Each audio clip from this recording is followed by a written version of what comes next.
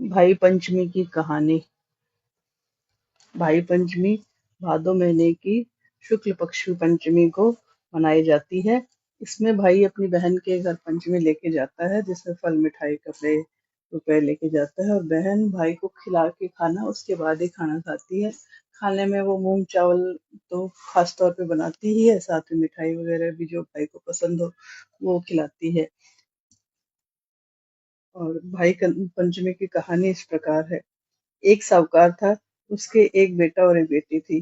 बेटी की शादी बचपन में ही दूर देश में कर दी थी, और बेटा जब बड़ा हुआ तो भाई पंचमी का दिन था, और बेटे के दोस्त अपनी बहनों के घर जा रहे थे पंचमी लेकर। तो लड़के ने अपनी माँ से कहा, माँ क्या मेरी कोई बहन नहीं है? मैं भी पंचमी लेके जाना चाहता हूँ अपनी बहन के पास। माँ ने कहा, बेटा तुम्हारी एक सगी बहन है, वह दूर देश में है, उतनी दूर कहाँ जाओगे? उसका स्वभाव भी अच्छा नहीं है, इसलिए मैंने शादी के बाद उसे कभी बुलाया ही नहीं।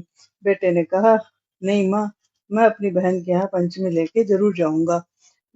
बेटा माँ से पता पूछकर अपनी बहन के घर के लिए रवाना हुआ। रास्ते में उसे एक सांप मिला। कहने लगा, साहूकार के बेटे, मैं तुझे डसूंगा। साहूकार के बेटे ने कहा, भाई मैं अपनी बहन के भाई पांचा लेके जा रहा हूँ, तो जब वापस आऊंगा तब खा लेना। आगे जाकर रास्ते में उसे एक नदी मिली।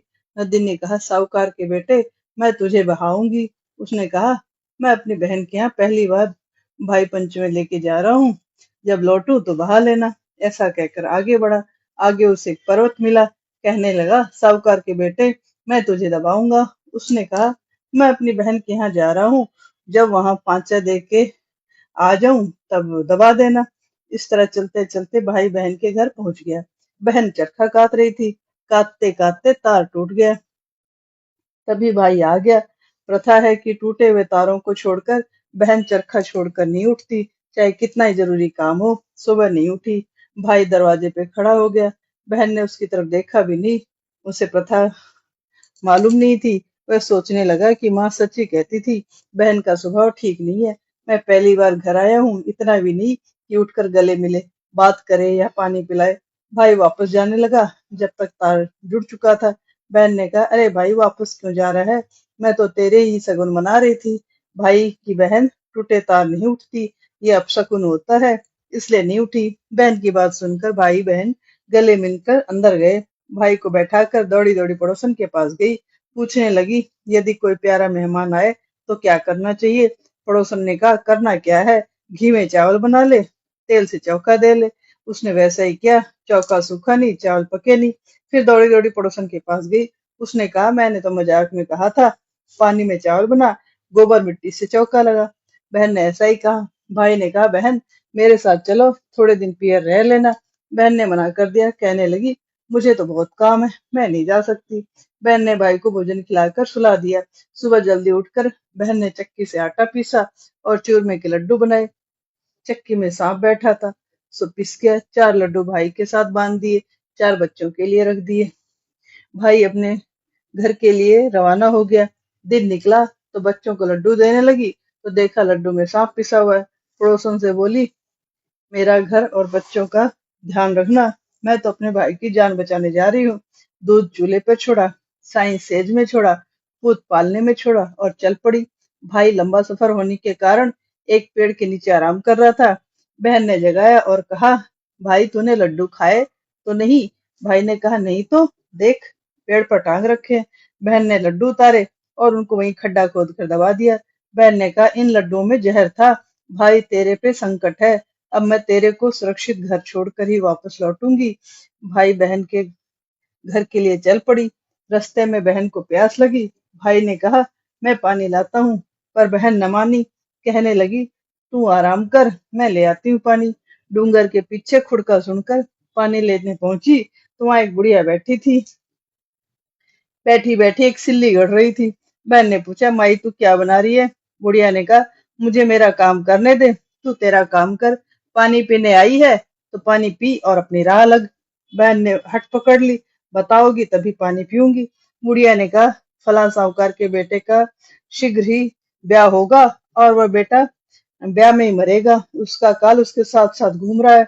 यह सिल्ला सुहाग रात को उस पर जाकर गिरेगी, पर कोई बहन बेटी उसके साथ सोए और जागती रहे और अपने हाथों में सिल्ला झेल ले तो बच जाएगा। बहन ने सोचा, यह तो मेरे पिता का नाम है, इसका अर्थ है ये मेरे भाई के बारे में बात कर रही है।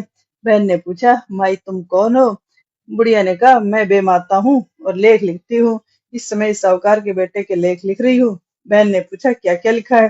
बेमाता ने कहा, इस पर 7 घात आवेगी, इनसे बच गया तो सुहागरात को इस सिल्ला से अवश्य मरेगा।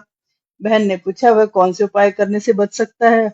बेमाता ने कहा, उसकी कोई बहन हो और उल्टे उल्टे नेक करे, गालियां निकाले, करड़कों से बारात में साथ जावे, सुहाग रात को साथ सोए, या सिल्ला 2 सिर और 4 टांगों पर गिरेगी। साथ सोने से 3 सिर और 6 टांगे होने से सिल्ला गिर नहीं सकेगी। किसी धोबन के बर्तन माजे, जूठन साफ करे, उनसे भाई भतीजों के अमर होने की आशीष लेवे तो वह बच सकता है। बहन वहां से पानी पीकर वापस लौटी तो बुरी तरह गालियां बकती हुई आई। सत्यानाश से कर्म फूटे, शर्म नहीं आती, तू बैठा है मजे से और पानी तक भी लाकर पी नहीं सकता। तेरे को कैसे पल्ले लेऊं, कैसे रहूं तेरे को, मेरे तो पैर में कांटे ही कांटे चुभ गए। बहन भाई की रक्षा के लिए पानी के बहाने तरह तरह की गालियां निकालने लगी। भाई ने सोचा, बहन गई तो अच्छी भली थी, अब इसके क्या कोई भूत प्रेत लग गया जो ये ऐसे कह रही है। बहन ऐसे ही कहती है, यह सोचकर दोनों आगे बढ़े। राह में पर्वत मिला, बोला, अब मैं तुझे दबाऊंगा। बहन ने गले में सोने के जौ की माला पहन रखी थी, उसमें से थोड़े से जौ तोड़कर पर्वत को दिए और हाथ जोड़कर बोली, हे पर्वत देवता, मैंने नेक दे दिया, अब मेरे भाई को छोड़ दो। पर्वत हट गया। आगे चले तो नदी मिली। बोली, हे साहूकार के बेटे, तू लौट आया, अब मैं तुझे बहाऊंगी। बहन ने थोड़े जौ तोड़कर नदी में डाले और हाथ जोड़कर बोली, हे नदी माता, मैंने तेरा नेक चुका दिया, अब मेरे भाई को छोड़ दो। नदी ने राह दे दी। आगे सांप मिला। हे साहूकार के बेटे, तेरे वचनों के अनुसार अब मैं तुझे खाऊंगा। बहन ने उसको भी थोड़े से जौ तोड़कर दे दिए और कहा, नाग देवता, यह तुम्हारे दूध के लिए है, अब मेरे भाई को छोड़ दे। सांप भी हट गया। इस तरह बहन ने भाई को संकटों से बचाकर घर पहुंचाया। लेकिन घर पहुंचकर भी बहन भाई को रोज गालियां निकालती, कोसती। माँ कहती, बेटा, तू इस मुसीबत को क्यों ले आया? मैं तुझे पहले ही कहती थी कि उसका स्वभाव अच्छा नहीं है। बहन चुपचाप इन लांछनों को सहन करती और किसी को कुछ न बताती। बहन धोबन के यहाँ आधी रात को जाकर झाड़ू और बर्तन साफ करती। धोबन सोचती, आजकल बहुएं काम शांति से कर लेती हैं, पहले की तरह झगड़ा नहीं करती। इस प्रकार काम करते करते बहुत दिन हो गए। एक दिन धोबन ने उसे देख लिया। उसने कहा, तू कौन है और मैं यहाँ काम क्यों करती है मेरे यहाँ? बहन ने कहा, मैं साहूकार की बेटी हूँ, मेरे भाई का जीवन बचाने के लिए तेरा काम करती हूँ, मेरे भाई भतीजों के अमर होने की आशीष लेने आई हूँ। धोबन ने उसे आशीष दिया कि तेरे भाई भतीजे अमर रहें। कुछ ही दिनों में भाई की सगाई होकर शादी की डेट भी आ गई। बहन गालियां बकती, कोसती कोसती और उल्टे उल्टे नेक करवाती, सब परेशान। कहते, इस समय तो बात बात का सुगुन मनाना चाहिए, ये कैसी बहन है, एक ही तो भाई है, वो भी इसे नहीं सुहाता, क्यों न अपने घर चली जाए। बहन कहती, इस कर्म फूटे सत्यानाशी की पीठ चौकी पर मत करो, चिल्ला पर करो। इसकी निकासी सामने के दरवाजे से मत करो, पीछे के दरवाजे से निकालो, सामने के दरवाजे से मैं नहीं करने दूंगी। निकासी के समय सामने का छज्जा टूट कर गिर गया। तब सब कहने लगे कि बहन, यदि पीछे के दरवाजे से निकासी न निकलवाती तो दूल्हा दब गया होता और न जाने कितने लोग मरते। बारात रवाना होने लगी तो बहन ने जिद पकड़ ली, मैं भी साथ जाऊंगी। माँ ने कहा, औरतें बारात में नहीं जाती। बहन ने कहा, नहीं जाती होंगी, मैं तो जाऊंगी। बहन कुम्हार के यहाँ से एक छोटी सी मटकी ले आई। किनारे के यहाँ पिनारे के यहाँ से तांत लाई और बारात के साथ रवाना हो गई। बारात रास्ते में आराम करने के लिए बड़ के नीचे रुकने लगी तो बहन कहने लगी, बारात को धूप में ही विश्राम कराओ, छाया में विश्राम नहीं करने दूंगी। बेचारे बाराती धूप में ही विश्राम करने लगे। तभी बड़ का पेड़, जो कि बहुत बड़ा और घेर घुमेर था, टूट कर गिर पड़ा। बारातियों को तो पता लगा, ये लड़की बड़ के नीचे क्यों नहीं आराम करने दे रही थी। बहन तोरण के समय कहने लगी, इसकी आरती दीपक से नहीं करने दूंगी, जलते हुए अंगारे ले आओ, उससे करो। आरती के समय सांप दूल्हे को काटने आया तो अंगारों में गिरकर जल गया। सब सोचने लगे ये जरूर कुछ जानती है, ये कहे वही करो। फेरे होने लगे तो बहन बोली मैं तो फेरों में दूल्हा दुल्हन के साथ ही बैठूंगी। बाराती बोले इसे बैठने दो। बहन कुलड़ी और तांत लेकर दूल्हा दुल्हन के साथ ही फेरों में बैठ गई। 3 फेरे हुए थे कि दीवार पर बना एक सांप का चित्र असली सांप का रूप लेकर दूल्हे की तरफ झपटा। बहन ने झट से उसे छोटी मटकी या कुलड़ी में बंद कर दिया और ढक्कन से बंद बंद करके उस तांत से मुंह बांध दिया। लेकिन पंडित मर गया। तब वो बोली पंडित जी डरने की कोई बात नहीं, आराम से फेरे। पंडित डर गया। तब वो बोली पंडित जी डरने की कोई बात नहीं, आराम से फेरे करवाओ।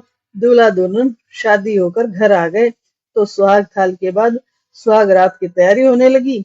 बहन बोली मैं दूल्हा दुल्हन के साथ बीच में सोऊंगी। माँ ने कहा क्या तू पागल हो गई है जो दूल्हा दुल्हन के बीच में सोने की बात करती है। आदमियों ने कहा इसे सोने दो, ये जरूर कुछ जानती है। इन्होंने शादी की हर घटना बताई। तब माँ ने हाँ भर दी। बहन सुहाग रात को दूल्हा दुल्हन के बीच में पलंग पर सोई। दूल्हा दुल्हन तो सो गए और वो जागती रही। उसे पता था सिल्ला आने वाली है। आधी रात के बाद तेजी से सिल्ला आई। 3 सिर और 6 टांगों को देखकर चक्कर खाने लगी तो बहन ने उसे पकड़ लिया और निश्चिंत होकर सो गई। देर रात तक जागने के कारण सुबह देर तक सोती रही। सुबह माँ ने बहुत से मेहमानों को सीख देकर विदा कर दिया। उसी समय बहन उठी। मालूम हुआ कि बहुत से मेहमान विदा हो गए तो उसने उनको वापस बुलाया। बहन ने कहा आप लोग बैठ जाओ, आप लोगों को मुझे कुछ बताना है। फिर वह माँ से बोली माँ मैं तुम्हारे सिर में जूं देखूंगी। माँ ने कहा अभी मुझे बहुत काम है। पर वो नहीं मानी। माँ के माथे में जूं देखती जाती और माँ के माथे में ठुलका मारती जाती। माँ ने कहा जू देख रही है ठोला मार रही है। उसने कहा माँ जू नहीं देख रही हूँ, ठोला ही मारू हूँ। ये सब रिश्तेदार यही हैं जो मेरे स्वभाव को खराब बताते थे और मुझे पागल कहते थे। तुम भी कहती थी ना मैं भाई को गालियां बहुत देती हूँ, कोसती हूँ, अपशकुन करती हूँ। ये सुई लो जो सेहरे में शगुन के लिए लगाते हैं, तुम तो भूल गई थी मैंने लगाई थी। ये सराई मैंने चौकी पर रखी थी, ये शगुन मैंने बनाए थे जिससे मेरा भाई सकुशल घर लौटा है। ये कुलड़ी लो इसमें सांप है जिसे मैंने बारात में साथ जाकर भाई को बचाया था। सुहाग रात को भाई भाभी के साथ सोने पर सभी ने मुझे पागल कहा था। ये लो सिल्ला, ये उस दिन भाई पर गिरने आई थी, इसी से बचाने के लिए मैं भाई भाभी के साथ सुहाग रात को सोई थी। भाई के जीवन की रक्षा के लिए ही मैंने अपने साईं को सेज में छोड़ा, पूत पालने में छोड़ा, गाय गवाड़े में, भैंस बाड़े में, छाछ बिलोने में और घर पड़ोसन के भरोसे छोड़ के चली आई। अब मैं अपने घर जाती हूँ, मेरे तो 100 काम अधूरे पड़े हैं। माँ ने कहा बेटी माफ कर दो, मुझे समझने में गलती हो गई। तूने तेरे भाई भाभी की जान बचाई है, अब थोड़े दिन के साथ रहकर सुख भोगो। पर वो नहीं मानी। तब माँ ने बहुत कुछ दे के उसे ससुराल भेज दिया। इस कहानी को भाई पंचमी के दिन जो बहनें कहेंगी सुनेंगी उसके भाई की उम्र बढ़ेगी और भाई की रक्षा होगी। इसके बाद गणेश जी की कहानी कहनी चाहिए। गणेश जी की कहानी का लिंक डिस्क्रिप्शन में दिया हुआ है, तो आप ज़रूर सुने। और आपने अपना भाई पंचमी का त्यौहार कैसे मनाया ज़रूर शेयर करें।